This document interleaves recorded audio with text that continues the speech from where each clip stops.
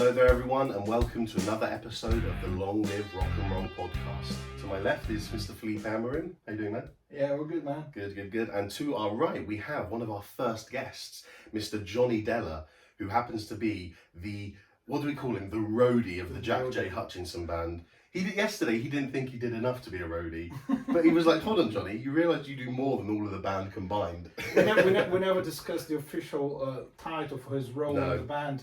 But he's a roadie. He drives the car, sells the merch, helps to set up the stage. Oh, it's a long list of tasks for Mr. Johnny. I want to call it roadie / merchman / therapist / he does everything. I'll take that. But anyway, welcome Johnny Della. How you doing, man? I'm doing well, thank you. Tell us Lovely a to be bit here. about yourself.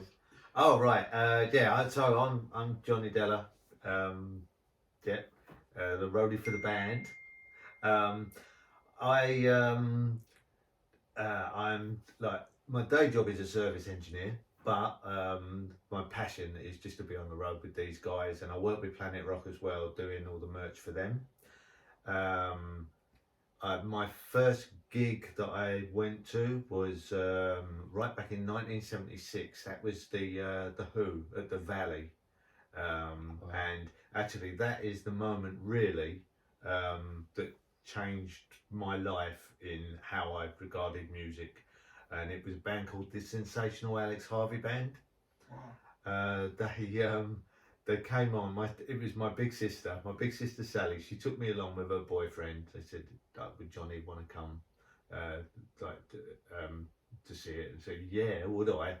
So that was my first gig at the Valley, and then Sensational Alex Harvey Band was playing. Now there's supposed to be 60,000 at that venue, but in those days there wasn't much regulation on the tickets, and there was a lot of health and safety wasn't a thing there, back then at all. No, it wasn't, and there was a lot of counterfeit tickets going around, and honestly there must have been at least 100,000 people in, and it was in the days when it was a proper football stadium with terracing, so we all sat on the terracing. I remember just sitting in the blazing sunshine before the rain came and the Who came on, and it absolutely bucketed down. But I'd never seen a light show like it in my life. But the moment that actually changed my world with music was when Alex Harvey was on, and he started singing their cover of My Delilah, the Tom Jones song. Yes. Honestly, and when you see like 100,000 people just singing that back, it's like, oh, this is what I want to do all the time. Yeah. And I've been a gig guy like forever since those days. Since the 70s. That's when we met Johnny. Johnny was at one of our gigs. You're a fan of Jack's, and since then it just kind of went off, and Johnny's just asked to help out, and then we ended up needing Johnny more than than we thought we did. Well, yeah, I think I met Johnny at the Rambling Man Festival. We were playing there. I was coming from a gig somewhere. I don't remember where I was coming from, but basically we had a really early slot at midday, and you helped us out and whatever. But I remember talking to you after the set, and I was completely smashed by then, so tired and slightly drunk. We swapped clothes. Yeah, we did. Yeah. Yeah, hats and jackets and stuff. Yeah, I remember that. How did it fit? I don't actually. Oh, it didn't fit. Nothing fitted. That's what makes it so good. I don't even remember. I just know because we took pictures. Yeah. But one question for you, Johnny. So since when you actually got involved with, the practical side of the rock and roll industry, not only going to gigs, what was the first thing you did as a job for the rock and roll industry? Like, was it Planet Rock? Well, it was Planet Rock, and I was so fortunate. It was just pure luck. I mean, I've always listened to Planet Rock since they launched, because I thought this is, right up my street. This is exactly the kind of music that I love to listen to. And now I've got my own radio station that I can just tune into whenever I want to. And as soon as I put it on, there's always something on that I like. So I thought, oh, this is great. And this is going back years and years. So right from when Nicky Horn was like the DJ on it, it's I was always like emailing and just being involved with the station. And then they asked for people to listeners to come in and help choose the records that were on the list. what we thought was a good one that they should be playing. And there was two of us got invited in, and it was John Norman emailed me and said, could you come in on I think it was a Thursday at lunchtime, and we'd have the meeting, and there'd be like everybody, all the DJs, everyone round the table, and we want you to chip in with what you think, because we want to hear what the listeners think. So I did that. It was so exciting. I got a little tour of the radio station, and whatever I said or did, I must have made a good impression on them, because they asked me to help out. I'm not sure what I said or did, but that same day, like John said, look, we're short of a man for the merch desk at Rockstock, our first Rockstock that's coming up. Like, would you consider like working with us? And that was another moment of, would I? Yeah. It's like, I didn't even have to think about it, and it was like, and since then, that all went well, the first one. And as the years have gone by, I've just sort of, I almost feel like I'm part of the furniture, like when we do the festivals and that, because everybody seems to know me, and I just, as usual, just do a little bit of everything leading up to when the event starts, and then I'm on the merch desk. But in between all that, I do all sorts of other things to help out as and when I can. See, we're meant to be the rock stars, but when you're at a gig, it's this guy that everyone knows. Everyone knows Johnny. I'm the one holding the doors open for people, which is fine. I'm a bass player. No one knows what the bass player is. Out of the whole band, I'm the one who I don't expect anyone to know, and I'm fine with that. But everyone knows this guy. So yeah, we thought, as a good friend of ours and as a guy who is in the industry and the circuit that we are currently operating on, we thought it'd be great to get you on. So welcome to the show, Johnny. Let's get the show officially started. We are. Do it. Okay, here we go. Fucking hell. What's going on with this today? Okay. You need more practice at that. I don't think he does, Johnny. It's too early. I don't think he does need more practice. It's too early. Don't tell people it's 10:30 in the morning. Well, it is 10:30. No, I'm telling people it's 10:30 in the morning, and I said to the guys, it's too early for any rock and roll related stuff. The only way to make this right is if at least one of us is drinking a beer. And I said that's fine. Yeah. And Johnny said I'll have a coffee. Well, I would join you in a beer, but someone's got to do the driving. So anyway, let's get. We've got the episode officially started. The topic and sort of content of discussion for this episode is a content that has been quite hot in the last few months in the kind of British rock industry, if you like, and that is the discussion about the new wave of classic rock. Because an album came out, it was a compilation album released called The New Wave of Classic Rock Volume 1. And what this had was 42 different bands on it who these people, and when I say these people, this is a community, a group on Facebook who have come together. I mean, Johnny, would you like to explain it? Because I feel you know them a bit better. Well, how did the New Wave of Classic Rock community begin? It was, as you say, it was just a group of people, fans, that I mean, to a certain extent, I'm sort of in that group as well. That I don't actively do that much for the movement, apart from I just go to the gigs and buy the CDs. Yeah. But there's a number of people that decided to take it to a different level. It wasn't just a thing of going to the gigs and supporting the bands through that and through buying their merch and obviously the CDs. They wanted to take it on to a new level and promote it a little bit more, because we all realised there's some really good bands coming through, some strong bands like yourselves, like you're part of that new genre of just new bands coming on but flying the flag for traditional rock and roll. Yeah. May I say something about that? That's an interesting thing about how important the fans are for the rock industry, in the sense that obviously the fan is the customer or the consumer in the end. We need them to exist in order to make the industry survive financially. But it's not only that. If you think about pop music, sometimes you generate the content and you just push it to the people, and then you get people to listen to it. Whilst with rock and roll, sometimes the media is not, uh, uh, um, you know, in favor of what rock and roll represents, and rock and roll it's never really like a fashion, and it's not like that trendy, and it comes from the audience, the need for new bands and stuff. They're like, do you know what, we want more rock and roll, we want new bands, we want to promote them. So before anyone in the industry says, oh, we need to do a gig, whatever, people will come and say, we want more rock gigs, and if no one does that, we're going to organize ourselves, which is pretty much what those people do. They spread the word, they do the publicity, for the bands. They put the gigs together sometimes, and they put an album together.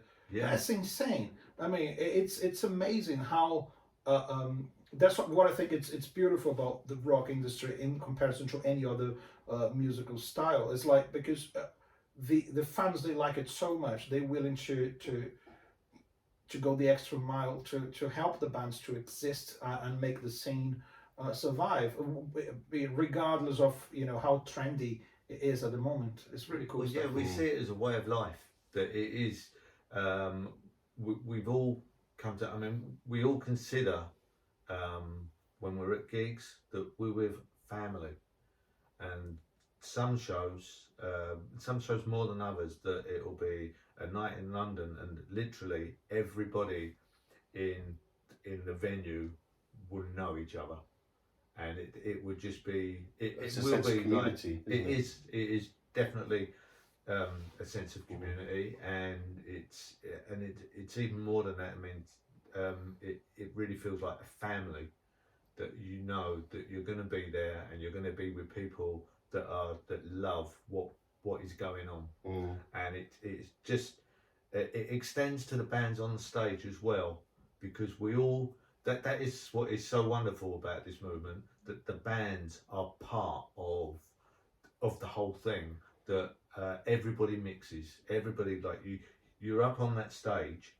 but as soon as that gig's ended, everybody's back talking, chatting, and we're all friends, and it is really it's something special that has happened to the rock industry. Now, when I used to go back in the 70s and the 80s, and to a certain extent the 90s, the people on the stage were distant from you.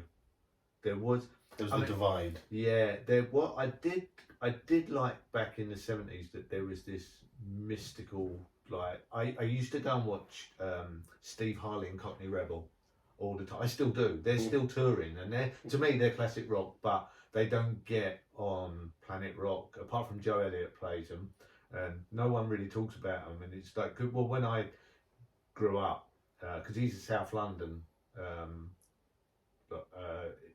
Cockney Rebel, Steve Harley Cockney Rebel, he's from South London, just down the road from me. But when I grew up, it was always either Bowie or Bolan. They were the two. But of course I went for like more the underdog, and it was like, yeah, that's my band. But when I used to go and see these bands, it was like something like, wow. It was something mystical, like that you just thought, oh, I could never meet these people. Like there's something different, and we didn't have all the social media in those days. I was just going to say that has to be a big factor. Yeah, you can just message any band member nowadays, and the chances of them seeing it can be there. And so, sorry, what I'm sort of trying to say is that was great in those days, because when I was growing up, I wanted my rock stars to be different. I didn't want them just to be like me. Yeah. But now that time has gone on and things have evolved, and it's like the music is still the same, that it's still really good music. That these new bands like yourselves, you're creating music that would fit in those eras. Like you could have recorded some of your stuff like back in the 70s, and it would fit in there. But now it just seems that where it was all distant before with the big bands, now it has become a community, and both eras for me are great. And but I'm loving this era. I think it would be nowadays, with the whole technology and the access to communication and everything we have, it would be a bit fake to be distant, to have that gap between an artist and the audience. I think some of those guys were, their attitude was completely honest about it. It's like there was a real distance between the artist and the audience because the communication was different. There's no social media. Exactly, and I think no the artist internet, needed that as well. The artist Yeah. needed to create a persona, a character, and just not be a normal person, like Johnny said. Exactly. Now people expect, like, if you think about Dave Grohl, and is so so good at communication, and he seems to be really friendly with everyone. I know people who got the chance to meet him. He was like really nice guy. He would chat to everyone. It's like not like, oh, I do something different, I'm a rock star.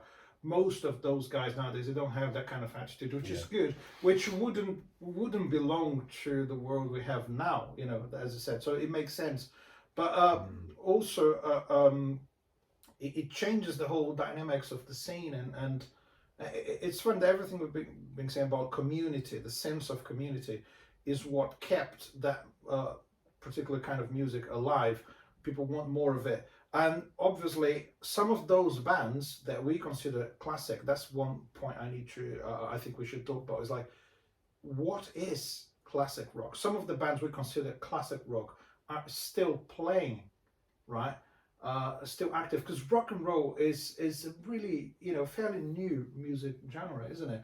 It started in the 50s. You think about it, you compare to classical music, you compare to other, music, folk music, whatever. Rock and roll hasn't been around for that long, Some people who saw the rise of rock and roll still alive, still, like my mum, she could listen to the Beatles when she was around 8-9 years old. She was listening to the Beatles when they first started, and Paul McCartney is still gigging, So it's very recent to think about it. So it's really hard for me to kind of draw the line. What is classic rock? Does it refer to a time back in the day and to some of those bands who became iconic, or is a music genre in itself? What is classic rock? Because it kind of blends into what we have nowadays. You start from the classic rock bands who are still performing, and you have modern bands, young boys and girls playing rock and roll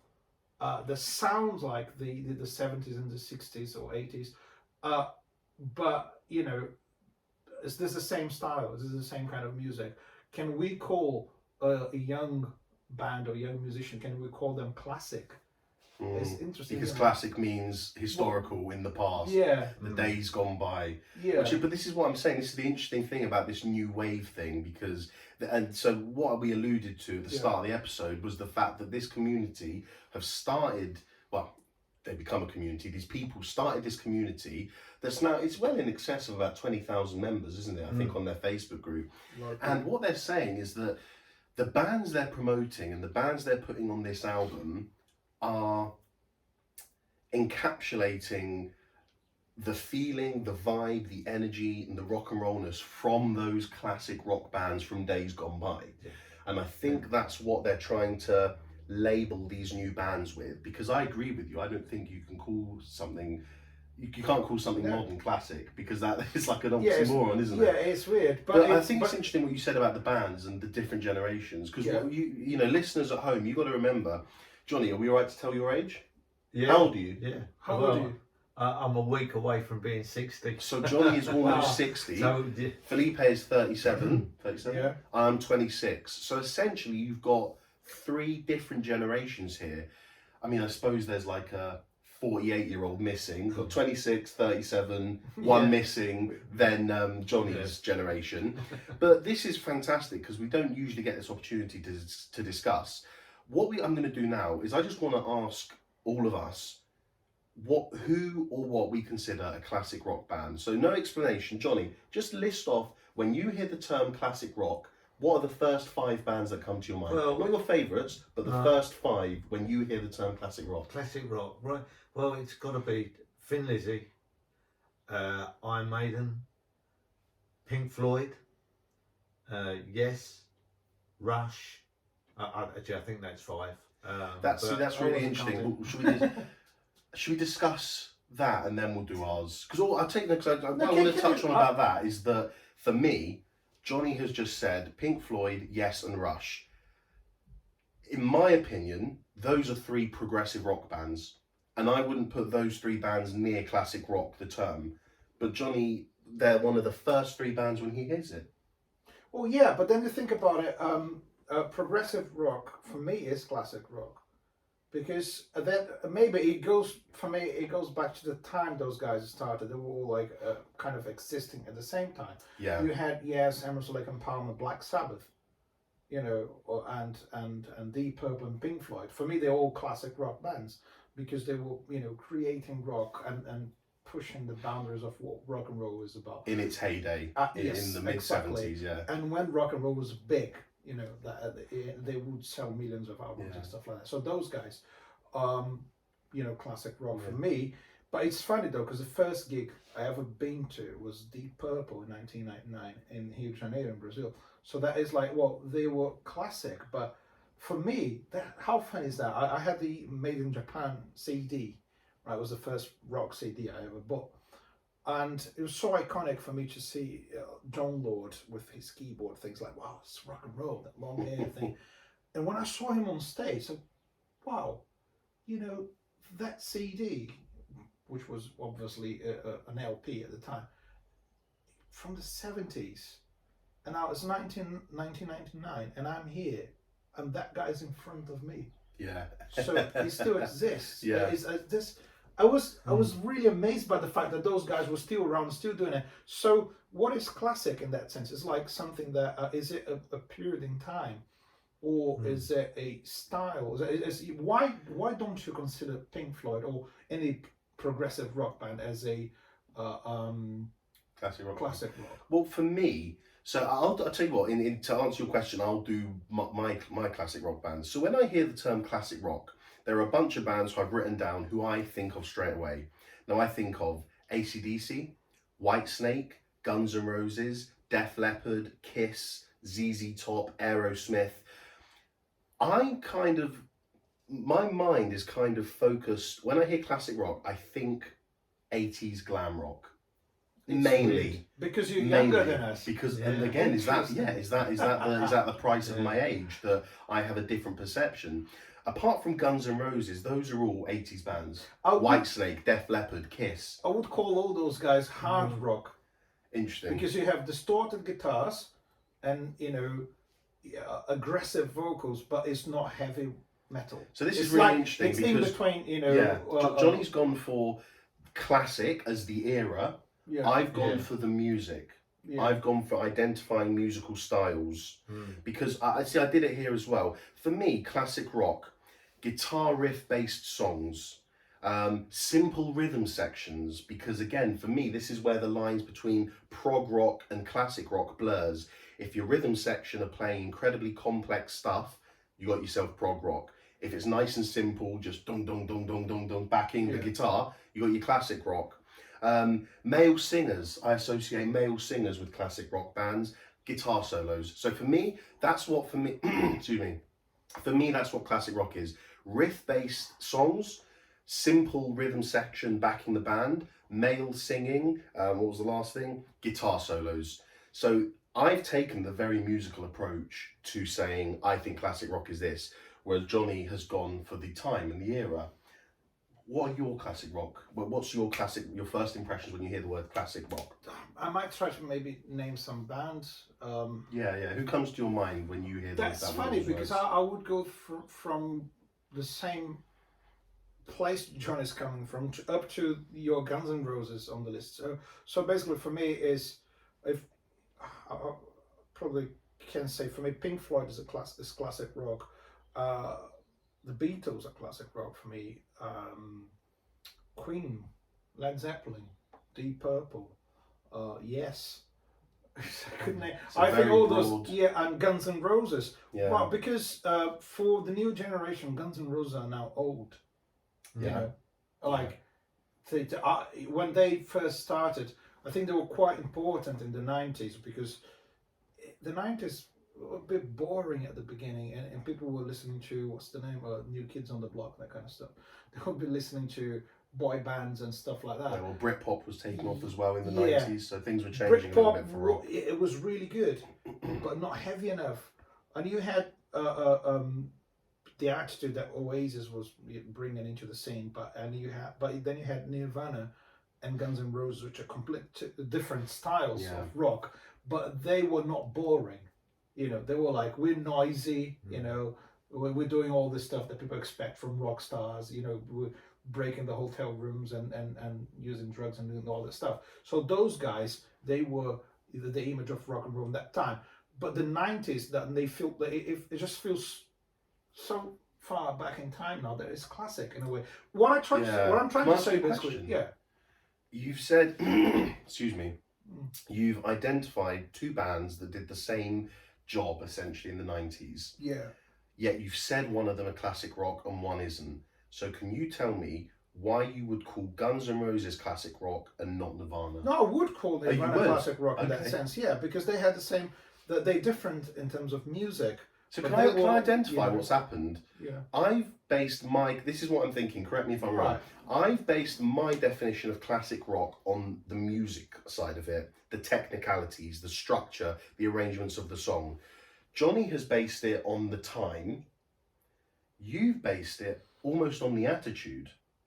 Yeah. So we've got three completely different opinions. We've got three different takes on what classic rock means to us. And the best thing is that none of us are wrong. Well, yeah. Isn't it? But I think it's that word rock. It's how you define the word rock. Brilliant. Talk to us about that, Johnny. Well, see, the way I see it, like you were saying, it is an attitude. It is. Excuse me, I'm going to cough. Excuse me, everyone. Sorry, carry on, Johnny. Yeah, as I was saying, it's just, to me, the word rock is an attitude. Now, rock encompasses everything. So we know there's prog rock, there's blues rock. Actually, there isn't a pop rock as such, because it's like pop hasn't got that attitude that rockers Maybe have. Britpop got close to that. Yeah, but that, to me, that was just rock light. Mm-hmm. That's the way. I mean, I see those bands that they wanted that rock swagger, Yeah. but it was They weren't delivering more, the goods. No, just it was more lightweight. That's the way. Yeah. I see think it's those. fair. Musically, for sure, yeah. Yeah. But so like the Brit is, I consider that Brit pop, and I think that there is a difference between pop and rock. Now, in rock music, that word rock, it to me encompasses not just the music, but the people as well. So it's people with a rock attitude that and it can be from any walk of life. It could be like you look at someone, you think that guy rocks, and it might be the milkman. I mean, it could be the postman. Yeah. But you see him walk down the road, he looks like a rock star. Then he's connecting to what I said, it's the attitude. But it's the attitude, yeah. And it's so when I say about classic rock, and I listed Pink Floyd in yes, but also Iron Maiden. Yeah. Within those bands, within the band's music, you look at Iron Maiden, a lot of their rock, their tunes, and even now with the new one that they've released, I look at that as a lot of it is prog rock. It's heavy, but it's heavy progressive rock. I can get on board with that as And an Iron then- Maiden fan. Flipping that over to yes, they'll put out a song like Don't Kill the Whale. And that is just a full-on rock out song. So, to me, I know that Yes are a prog rock band and Iron Maiden are a heavy metal band. At their core. That Yeah. they're allowed to go yeah. off But- and do their stuff, yeah. Exactly. So, it's like, it is hard to put into words, but within each band, the key word is rock. Yeah. Even though they do different styles for the majority of their stuff, but they are rock bands. Essentially, they're all rock bands. Yeah. And it might be blues rock, prog rock, even punk rock. I think there's a few bands that no one would kind of argue that they're classic rock bands, like Black Sabbath. You know, but there's some bands. Okay, here's my point. Try to take the word classic out of rock and just put it into something else. Classic movies. Can you name a classic movie? Casablanca, Citizen Kane. Name a classic movie. You put me on the spot. See, Anything. now I would say Where Eagles Dare. And that's Right. that to me, well, I suppose because I'm older than you guys, I still look at that and just, I don't think, I mean, to me it's a classic war film. Yeah. Yeah. But some people would more go for the black and white films as classic. Yeah, exactly. When as soon as you said classic, I thought black and white famous. But But, then The Godfather. I can would be say classic. that's my choice. The Godfather could be a classic movie. If someone says to me classic movies, the first thing that comes to my mind is The Godfather. Yeah. It's either the logo or you know. So maybe it's about reputation as well. It is. I think it's Maybe, about your reputation, the reputation of that specific piece of art. Not the reputation itself, but the fact that that reputation is gonna last for longer than the average. Let's put it like that. Yeah. For instance, you've got some really great movies. I'm going to stick to the movies for a second because I think it makes us think outside the box of what rock and roll and music is all about. Yeah. So thinking about movies, well, when was The Godfather, the first one? When was it made? Like 72. 72. So I wasn't around, and I'm a big fan of the movie. And I believe 30 years from now, people are going to still be talking about it. So that you can't argue against the fact that this is a classic. Classic would transcend the barriers of time. You know. So the Who, they still around, they still exist. Yeah, but people listen to the albums they've done 30, 40 years ago. So that's classic. You know, for me, maybe their most recent album, although they're a classic band, maybe I wouldn't say that. I'm just using this as an example. Maybe the latest album is not going to survive the test of time, so that won't be a classic album from them. Just saying that, you know. So I believe classic is anything that can survive for you know, for decades and still and it's still relevant. After Still it's have not a place. something, yeah, it's not something you just look back. Oh yeah, so think about movie posters. You can think about The Godfather. You can think about whatever. But think about the Dark Side of the Moon album cover. It's a classic. That image in itself, you always going to remember the Black Sabbath first album. That album cover is iconic. Okay, another word for classic is iconic. Anything that becomes iconic can be, you know, called classic, in my opinion. But okay, I remember, I think it was Dave Grohl did an article for Classic Rock magazine about what is classic rock, whatever. So the Foo Fighters, are they too recent to be classic? Well, they might be, but their music has been around for 20 years. Is that so? Where do you draw the line? For how long do you have to exist and be relevant to be considered classic? That's one thing, you know. But I think with your example with Foo Fighters, that's really interesting because having now heard your argument and your definition of classic, I would, if someone said put Foo Fighters into a genre, I'd say classic rock. there you go. And I'd emphasise the classic because, as we mentioned, my musical distinction: guitar solos, riff-based songs, simple rhythm sections, male singer. Foo Fighters to me are a classic rock band because of the music they produce. Yes, they have been around 20 years, but can the music that they're producing now be considered classic rock, or does that have to stand the test of time? Do we still need to wait another 20 years to Exactly, call their latest album a classic? Yeah. You know, people might listen to the album, oh, that's really good. Or is it good now? Is it good for the moment we're living now? Is it relevant for the society now? Because rock and roll relates to a lot of social and political stuff as well. So is this relevant only for this moment in time? Or is it going to be relevant in 20 years? Or can I just call it a classic because I still listen to it after 5 years? You know, in the end of the day, I think as human beings, we're obsessed with putting labels into things, which is fine. It's Yeah. what it's what science does. If you find a new species of a plant or animals or whatever, you're like, oh, I need to name that thing. If you find a new dinosaur, like, oh, we didn't know about this one. The bone structure looks a bit different. What's that? Oh, we need to name it. That's going to be the Lazosaurus or whatever. So you found that, you need to name it. That's what we do. We can't just accept the existence of things without naming them. That's what we do as human beings. And I don't think it's important to clash over what is classic rock, what is this, what is that, because maybe we're all right about it. Maybe I'm talking about the time, but I was talking about the attitude.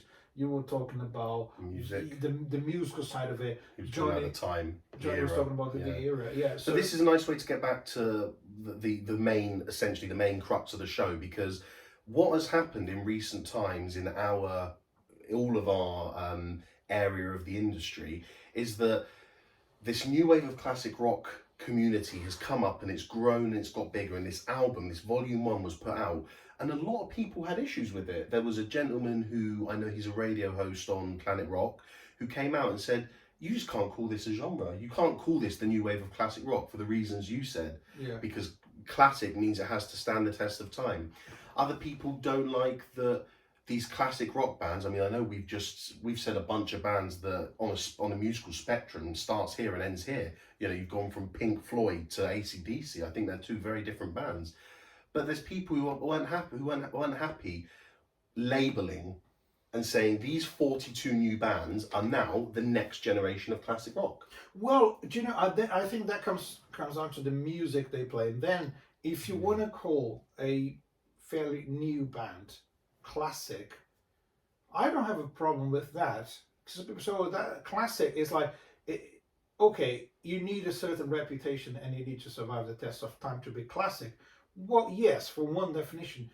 But if I listen to something like that reminds me of, let's put it, Deep Purple, right? Yeah. And someone says, oh, so what's that band like? Oh, classic rock. Because then it's so much easier to explain. So, that's, distorted guitars and the lead singer's got long hair and, shouts on a microphone like that, high-pitched voice, whatever. So if I try to describe every single detail about the music, and I just say, do you know what? It sounds like classic rock. Yeah. Well, Is it classic? Maybe not by definition, but it sounds like classic rock. So I want to label it like that. What was the problem with it? Yeah. Because I like to think that they're not, the new wave of classic rock movement are not labelling them as these are classic bands. It's, to me, I take it as they play in the style of classic rock bands. Yes. That's how I see it. That's the way I see it. So it's not a genre of itself. It's just a little box to put these bands in that you know what you're getting. It's like, like what it does on the tin. Yeah. Well, the label Well, I think says that's what the you thing get. is that I agree with what Felipe was saying about in this day and age, everything needs to be categorized and shoehorned. Everything needs to be put in its place in the world. But I agree with what you're saying. And I don't think it's necessarily a negative thing, because we were earlier discussing the term rock. What a broad term. I mean, let's quickly take 1 minute and think about who can be rock. Pink can be rock. Justin Bieber, with the right production and with the right people, could be rock. Yeah, if you change if you can get any pop song and play it With heavier with a guitar, and that's rock. Coldplay call themselves rock. Yeah. Coldplay call themselves rock. Do you know they make fun of the fact that people call them soft rock? Yeah. Isn't it? Well, you can again. Where do you draw the line? Coldplay can either be considered slightly heavy for a pop band, or too light for a rock band. Soft for a rock band. It's like Nickelback as well. But my point is that you've got a spectrum. Let's say the spectrum we spoke about is this big. The word rock on the spectrum becomes this big. Because like we said, you've got Coldplay. Pink, I mean, she's rock and roll as they get for a pop artist. So I'm in agreement with Johnny.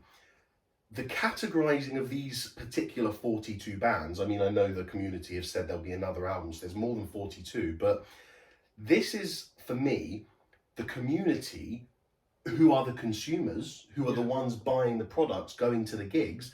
This is the community saying, like Johnny said, this is how we are going to identify these kinds of bands. These bands here, that to us, they are the new wave of classic rock. Because Earache, a record label, did a show about a year ago that we were also on called The New Wave of Rock and Roll. Well, And that had a different set of bands, didn't it? yeah, the new wave of rock and roll, because they it has to be another name because it's another project and something else. Can I just say Then- something really quickly? I went to a metal gig of my friends, and on that poster, the new wave of British death metal. So there's new waves of everything happening at the moment, which is fine. The only issue that's part of this discussion is, can you call classic rock a genre?